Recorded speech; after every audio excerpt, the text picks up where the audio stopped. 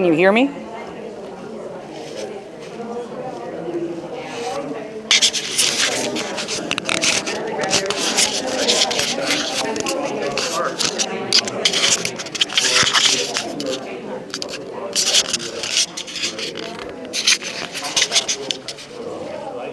Yeah.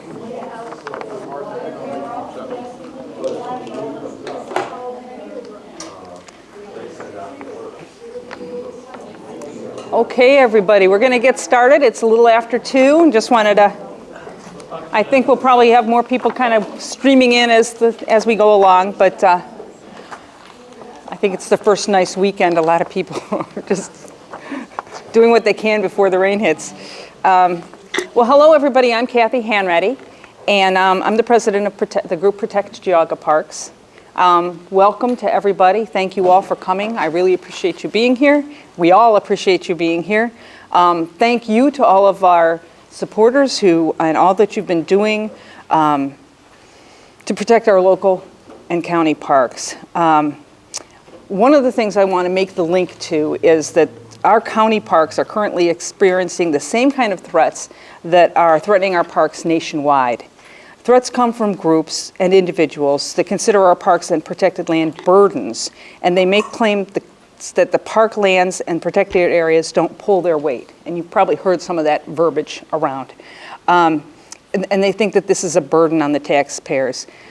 These are property rights groups, and they generally believe that land has no value beyond that's economic, which is generally figured in what you can take from the land. They figure in how many units of housing or how many board feet of timber you can get out of that property is generally the way that mindset works, is that's what property is worth.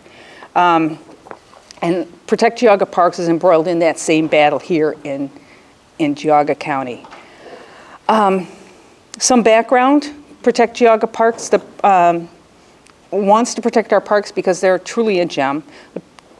The Geauga Park District was created over 50 years ago when the League of Women Voters and some local garden groups took note of the toll that rampant overdevelopment was taking in some of the most beautiful natural areas in the state and the county. In 1961, the Geauga Park District was formed for the purpose of preserving and protecting the natural resources of the region. For over 50 years, the parks were managed and controlled by people who took that mission really seriously. They hired and listened to top-notch naturalists and biologists to protect some of the best and most pristine areas in our local ecosystem. Some of the most pristine examples of our natural heritage. Our Geauga Parks were a well-run gem that were truly envied throughout Ohio. The parks protect much of the land that protects the highest density of large intact wetlands in the entire state. Statewide, Ohio has lost over 90% of its wetlands. Those wetlands help to protect your well water, help to protect the water that goes into the rivers and lakes. Protected wetland is incredibly valuable. In late 2011, the focus of our parks started to change. A local politician who was appointed judge, working in concert with a small but vocal group that espouses the highest and best use of any land is that which makes the most money, believes that land should be held in private hands and that preservation should be done only at the whim of private entities. Major changes have been initiated in our parks that put the mission of conservation at risk. In contrast to that, our group Protect Geauga Parks contends that the primary mission of our park district is to preserve, conserve, and protect, and that is still valid. Every person in Geauga County benefits from the clean air and the clean water that conserved land within our parks helps to protect. So that every person in Geauga County benefits from conserved land, whether or not they ever set foot in a park. Our parks are really more than just backdrops for active recreation or other non-nature related activities. And that's kind of a bedrock belief that this group shares. The point of a park is to connect people with nature. Lately, you see the connection is the big thing, and they're connecting to various different events. But really, the connection part of the park is to connect people with nature. And that's something that we really can't really forget. We can't let that go. The park board needs to pay attention to the people, to read and release the 2015 survey that was paid for with our tax dollars. They spent over $11,000 on a survey of the citizens and then never released it, never listened to it. That's a problem. We ask that these common sense standards be used in park decision making. And the common sense standards just are really basic. Is the mission compatible with the primary mission to preserve, conserve, and protect park land? Is that decision, and this is any land use or decision that they're making about park property or finances, is the decision fiscally responsible? And that's fiscally responsible when you look at from all angles. Is this decision going to cause them to use more staff hours, more ranger time to guard that property? Are they going to put in a park or an attraction that is going to need to be guarded at night, or need to have extra security or medical personnel on site because it's somewhat dangerous?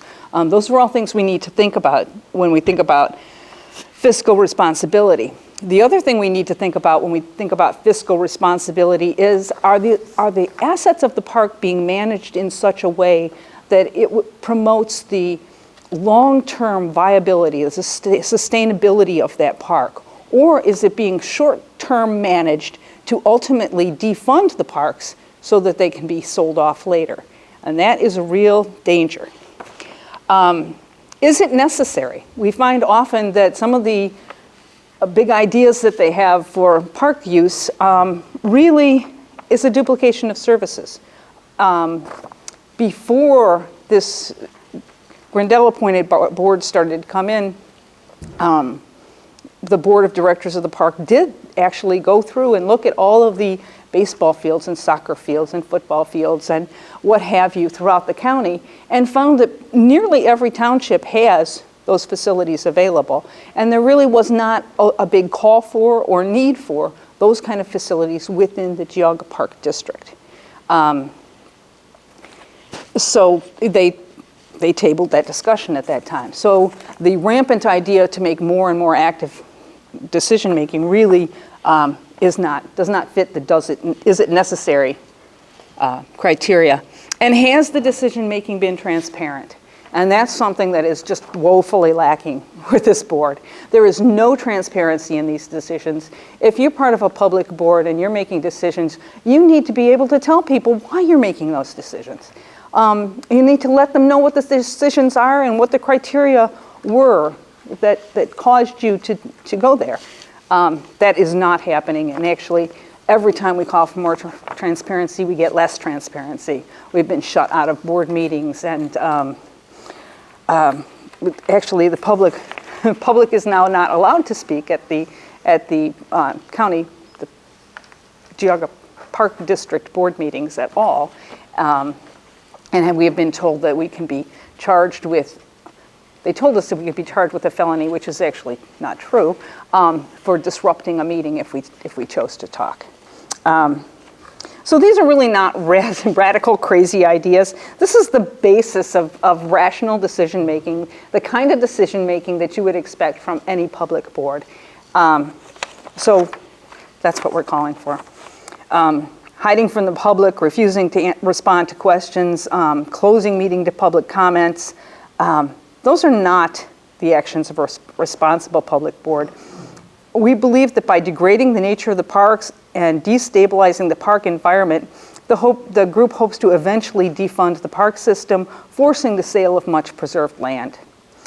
They've already started to bring in activities that disrupt habitat and have caused a steep decline in private donations. If you look at the donations given to the park district, they have gone they really tanked. The levies that provide remaining funding will soon be at risk. And that's something that this group hopes to, we hope to support the levies, because we believe that public parks are important entities for our community. They help to protect our property values. So we'll continue this fight, and we will continue this fight. Early on, you see that we use our coyote logo a lot. Early on, the judge sent all of us a letter, the group of us that had started up the parks, a letter saying that we should stop and just be nice. We get more, what did he say? You attract more bees with honey than you do with vinegar, and we should all be nice, and we should do what he says, or we could be howling in the woods like coyotes for the next 6 years.